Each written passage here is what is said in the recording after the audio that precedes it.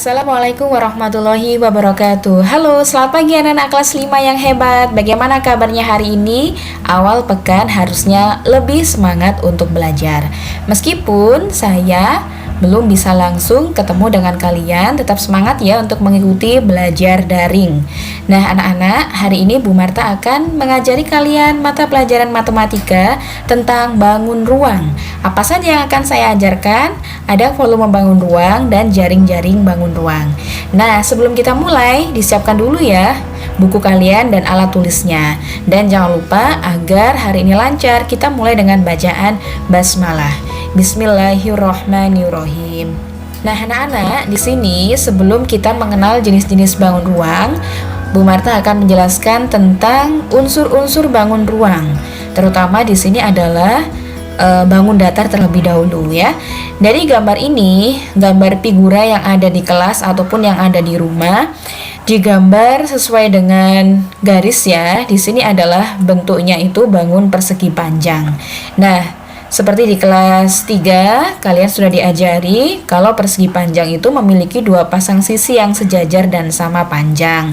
Contohnya di sini adalah ada AB sejajar dengan CD atau sama panjang ya. Jadi AB ini sama panjang dengan CD. Dan AD sejajar dengan BC. Nah, ini ya. Nah, selain benda-benda yang berbentuk bangun datar, di sekitar kita juga banyak sekali kita temui benda-benda yang berbentuk bangun ruang atau 3 dimensi. Untuk balok, kalau dalam penjelasannya seperti ini anak-anak, kalian perhatikan ya. Nah, ini adalah gambar dari balok. Di sini ada titik K, L, M, N, O, P, Q, R. K atau L atau M, Q, P, R, O merupakan titik sudut. Sedangkan garisnya seperti ini ya, garis KL. Nah, garis KL ini namanya rusuk. Kemudian garis LM sama rusuk. Garis MN, NK, OK, RN, RQ, QP dan OP itu juga sama, disebut dengan rusuk. Ya. Nah, di sini jelaskan rusuknya adalah KL, LM, MN, NK, OP, PQ, QR, RO, PL, QM, RN, dan OK. Sedangkan sisi pembentuknya tadi ada 6. Kalau sisi berarti nanti ada 4 abjad. Kalau rusuk penulisannya ada 2 abjad, ya. Nah, sisinya ada sisi apa saja di sini pembentuk dari balok? Ada K, L, M, N. Kemudian ada O, P, Q, R. Ada sisi K, L, P, O dan juga N, M, Q, R. N, M, Q, R. Kemudian ada sisi L, M, Q, P dan sisi K, N, R, O. Jadi ada 6 ya. Titik sudutnya mana saja? Titik sudutnya ada titik sudut K, L, M, N, O, P, P ya, maksud saya P, T, R. Jadi ada 1, 2, 3, 4, 5, 6, 7, 8. Di sini juga dijelaskan mengenai diagonal sisi. Nah, diagonal sisi ini dijelaskan seperti LQ.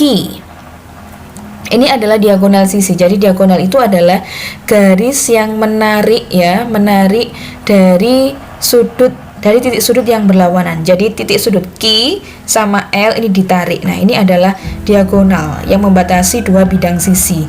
Kemudian ada LQ, diagonal sisinya ada MP. Nah, ada MP. Ini kalau ditarik seperti ini bisa. MP, ada PK. Nah, di sini ya anak-anak ya. Dan diagonal ruangnya itu adalah ya yang menyeberang antar ruang. Kalau diagonal sisi ini menyeberang hanya dalam satu bidang ya. Kalau diagonal ruang itu berarti dari titik R, titik sudut R menuju ke titik sudut L. Jadi menyeberang, ini namanya adalah diagonal ruang. Ada LR, kemudian ada PN, ada MO dan juga ada KQ. Sedangkan bidang diagonal, nah kalau bidang diagonal ini yang berbentuk bidang atau sudah berbentuk bangun datar. Di sini untuk bidang diagonalnya itu penulisannya juga harus 4 abjad. L, M, R, O. Nah, yang warna kuning ini adalah diagonal bidang. Ini anak-anak ya. Jadi sekali lagi Bu Marta review untuk unsur-unsur atau komponen dari balok itu ada apa saja? Ada 6 di sini. Yang pertama, rusuknya sebanyak 12, sisinya sebanyak 6, titik sudut sebanyak 8, diagonal sisi atau diagonal bidangnya sebanyak 12, diagonal ruang sebanyak 4, bidang diagonal sebanyak 6. Nah, anak-anak, keenam komponen pada tabel di atas sekaligus merupakan sifat-sifat balok. Jadi kalau ada soal, tulislah atau sebutkan sifat-sifat balok. Maka anak-anak harus menulis 6 komponen ini, ya. Nah, balok memiliki 12 rusuk, 6 sisi berbentuk persegi panjang. Ada satu sifat lain yang menjadi ciri balok, yaitu memiliki 3 pasang bidang yang sejajar. Ini nanti yang dalam berbentuk tabel ini silakan dicatat di buku kalian ya. Jadi yang harus dicatat itu adalah ini, balok. Nah, ini harus dicatat sampai di sini, sampai tabel ini ya. Jadi yang dicatat itu adalah, saya ulang lagi. Nah, yang di blok sama Bu Marta ini kalian catat ya. Dicatat yang rapi, menulisnya menggunakan ballpoint. Nah, di sini ya tadi untuk balok. Setelah balok kita mengenal dengan kubus.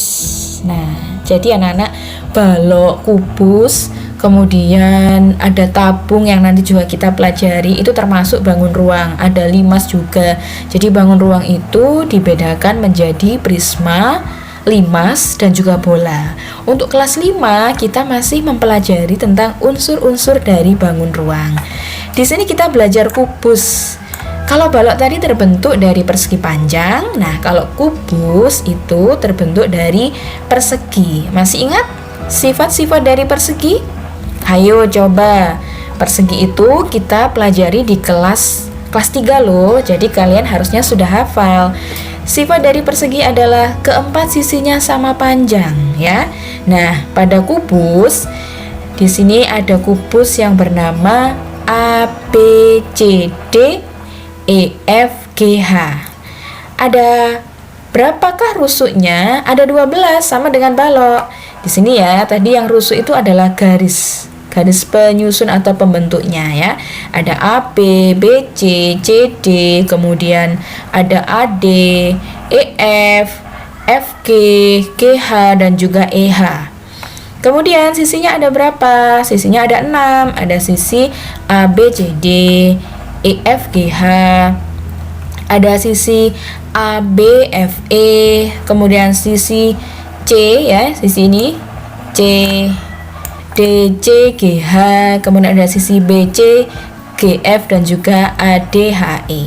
A, D, H, E. Jadi sisinya ada 6. Titik sudutnya, nah ini ada titik sudut A, B, C, D, E, F, G, H. Kemudian untuk diagonal sisinya berarti yang membatasi dalam satu bidang sisi. Ada di sini AF ya. Jadi AF. Nah, ditarik garis. Kemudian BE. BE, ada BG, ada FC, ada CH, DG, HA atau AH, dan juga DE. Ini adalah diagonal sisi. Sedangkan diagonal ruang berarti yang menarik atau menyeberang titik sudut dalam sebuah ruangan tadi, ruang di kubus ya. Contohnya adalah HB, DH, DF, DF, kemudian ada AG, AG, dan juga CE. Sedangkan bidang diagonalnya adalah yang berwarna kuning karena bidang yaitu berbentuk bangun datar ya. Kalau bidang diagonal berarti adalah berbentuk bangun datar. Nah, kemudian komponen-komponen atau unsur dari kubus adalah ini dia. Jadi ada 6 ya. Di sini rusuknya ada 12, sisinya ada 6, titik sudutnya ada 8, diagonal sisinya atau diagonal bidang ada 12, diagonal ruangnya 4, dan bidang diagonalnya ada 6. Nah, berdasarkan komponen tersebut, kubus memiliki sifat yang mirip dengan balok. Bedanya, sisi kubus berbentuk persegi dan 3 pasang bidang sejajarnya sama sebangun. Ini anak-anak ya, jadi semoga kalian bisa membedakan ya bentuk kubus dan balok. Kemudian bisa menyebutkan unsur-unsur atau komponen dari kubus dan balok. Tugas yang kedua adalah anak-anak menyalin informasi yang sudah disampaikan, yaitu yang sudah diblok sama Bu Marta. Nah, ini dicatat yang rapi ya di buku catatan kalian. Nah, sekarang saya akan menjelaskan mengenai sisi sejajar. Apa sih yang dimaksud dengan sisi sejajar? Karena kadang-kadang anak-anak ini masih belum bisa membedakan sisi yang sejajar atau yang tidak sejajar. Nah, diperhatikan ya gambar ini baik-baik. Di sini ada kubus ya. Ada sisi ADHE. ADHE. Nah, sejajar dengan sisi BC, BC, GF. Nah, sejajar yang posisinya sama tegaknya ya. Kemudian perhatikan lagi di sini yang warna pink. Kemudian ada sisi ABCD, ini sejajar dengan EFGH ya, yang sama, letaknya yang sama. Atas dengan atas, samping dengan samping, kemudian depan dengan belakang ya. Nah, begitu juga dengan sisi ABEF ya, ini sejajar dengan CDHG. Nah, ini ya, jadi kalian bisa menyebutkan mana sisi yang sejajar. Berarti sisi yang berhadapan itu adalah sisi yang sejajar.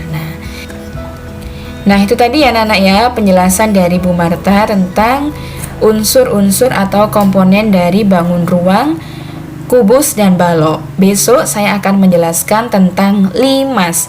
Jangan lupa tugasnya yaitu mencatat komponen atau unsur dari balok dan kubus. Selamat mengerjakan. Nanti kalau anak-anak belum paham bisa langsung WA Bu Marta ya. Semangat belajarnya. Jangan lupa untuk mematuhi protokol kesehatan. Kalau keluar pakai masker dan rajin cuci tangan. Wassalamualaikum warahmatullahi wabarakatuh.